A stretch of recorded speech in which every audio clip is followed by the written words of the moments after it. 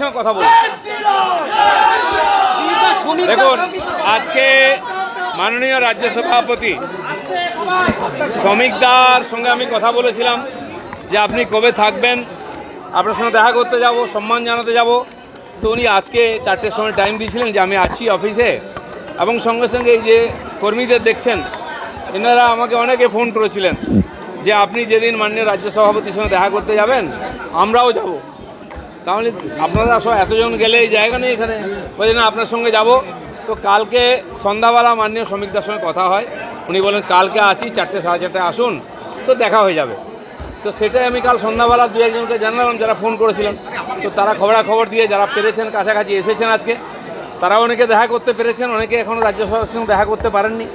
স্বাভাবিকভাবে আমাদের মাননীয় নেতা রাজ্য সভাপতি তার সঙ্গে তাকে ফুল দেওয়া, তাকে অঙ্গবস্ত্র দেওয়া, তার সঙ্গে ফটো তোলা, এটা কর্মীদের ইচ্ছা থাকে, আমারও ইচ্ছা ছিল, আমি দেখা করলাম। অনেকে পেরেছেন, অনেকে পারেননি, যারা হয়নি দেখা করবেন নিশ্চয়ই। তিনিও চান সাধারণ কর্মীর সঙ্গে দেখা করতে, এই জন্যই আজকে আসা।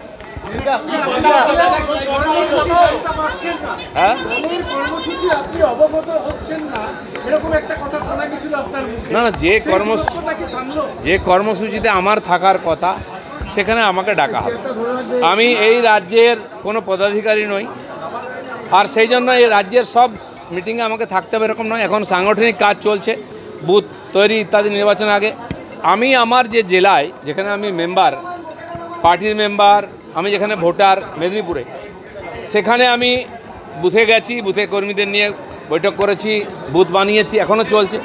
এবং আমাদের মেদিনীপুর জেলার কর্মীরা খুব উৎসাহে কাজ করছেন, মেদিনীপুরই এগিয়ে আছে সবচেয়ে বেশি।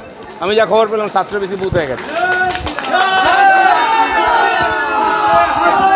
এবং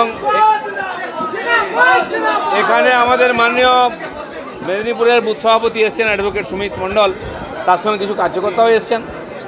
উনি এসে মাননীয় রাজ্য সভাপতিকে আমাদের জেলায় যাওয়ার জন্য আমন্ত্রণ করেছেন যে আসুন, খুব জোরদার স্বাগত আর সম্বর্ধনা দেবো। আমরা আমাদের মণ্ডল থেকে জেলার সব কার্যকর্তারা লেগে আছেন, আমি স্ট্রিট কর্নারও করেছি ওখানে। সেদিন শ্যামাপ্রসাদ জয়ন্তী 6 তারিখে খড়গপুরের মাননীয় শ্যামাপ্রসাদজির মূর্তি স্থাপনা করেছি আমরা। তো লেগে আছেন কর্মীরা। মাননীয় রাজ্য সভাপতি যখন জেলা সফর শুরু করবেন, আমরা চাইবো মেদিনীপুরের প্রথমবার আসুন, সেখানে সমস্ত কর্মীরা তাকে সম্মান জানাবেন। এখন তো কমিটি হয়নি, জেলা কমিটি হয়নি, রাজ্য কমিটি হয়নি। তো আমি বলেছি যে আমি নয়, সমস্ত পুরনো কর্মীরা আপনার সঙ্গে আছে, সবার বিশ্বাস আপনার হাত ধরে আমরা নবান্নে পৌঁছবো। আর আপনি যা আদেশ করবেন, সব কর্মীরা, দিলীপ ঘোষ ও পার্টির একজন সাধারণ কর্মী, আপনার নেতৃত্বে আমরা লড়াই করতে রাজি আছি।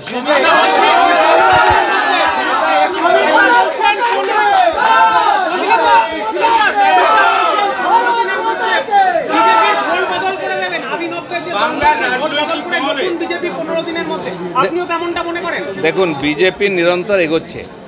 হ্যাঁ, নির্বাচনে কিছু ভালো কিছু খারাপ রেজাল্ট হয়েছে। কেন হয়েছে, কী ব্যাপার, আমার ধারণা শ্রমিকদা আমার চেয়ে পুরনো পার্টির, এবং আমার যখন পার্টিতে এন্ট্রি হয়, আমি রাজ্যের সাধারণ সম্পাদক হই, তার আগে উনি রাজ্যের সাধারণ সম্পাদক ছিলেন, এমএলএ ছিলেন। আর সংযোগবশত আমাকে উনি বিধানসভার নেতা হতে ওনার জায়গায় জায়গা দেওয়া হয়, এবং আমিও ওনার জায়গা ধরে হাঁটতে আরম্ভ করি। আমি রাজ্য সভাপতি হই, তারপরে এমএলএ হই, এমপি হই। তো তিনি আমার যে সিনিয়র লিডার, আমার তার প্রতি শ্রদ্ধা আছে। তিনিও বলেছেন সবাইকে নিয়ে কাজ করতে হবে, আপনাকে সময় দিতে হবে।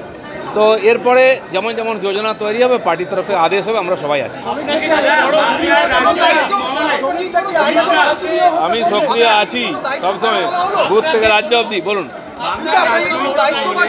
একটা ধারণা তৈরি হয়েছিল 21শে মঞ্চে দিলীপ ঘোষকে তৃণমূলের মঞ্চে দেখা যাবে, এবং আজকে আপনার আশা, এবং অনেক বিজেপি কর্মীরা তারাও একটা দ্বন্দ্বে ছিলেন যে দিলীপবাবু কী করবেন, কি বলবেন তাদের? দেখুন, রাজনীতিতে ধারণা তৈরি করা, এজেন্ডা চালানো, এটা একটা বড় অস্ত্র। পশ্চিমবাংলার রাজনীতিতেও চলছে। কিন্তু আমার মনে হয় ভারতীয় জনতা পার্টির কর্মীরা, যাদের মনের মধ্যে একটু এরকম দোলাচলা এসেছিল, এটা আশঙ্কার মেঘ ছিল, সেটা কেটে যাবে, এবং তারা একসঙ্গে মিলিত হয়ে লড়াই করে পশ্চিমবাংলায় পরিবর্তন করবে।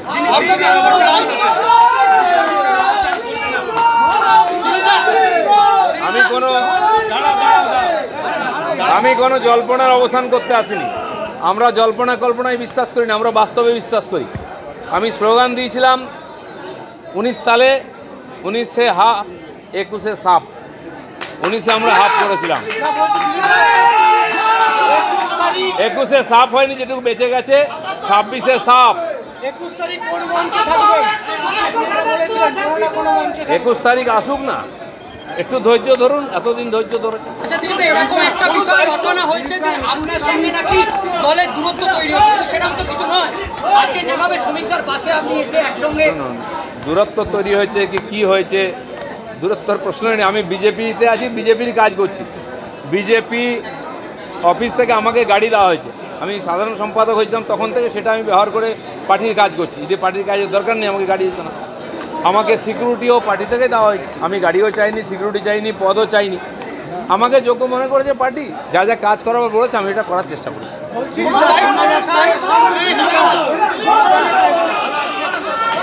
হয়ে গেছে।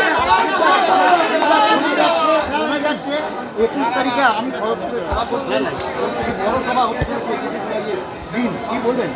আমাদের জেলাও ভাবছে কিছু বড় কার্যক্রম করার কথা ওখানে, কারণ কি উত্তর বাংলায়ও পার্টির কিছু প্রোগ্রাম হবে, দক্ষিণ বাংলায়ও হবে। 21 জুলাই খালি এক জায়গায় হবে কেন, সব জায়গায় 21 জুলাই হয়, যদি এত গুরুত্বপূর্ণ দেশ। তো দেখা যাক কি হয়, দেরি আছে।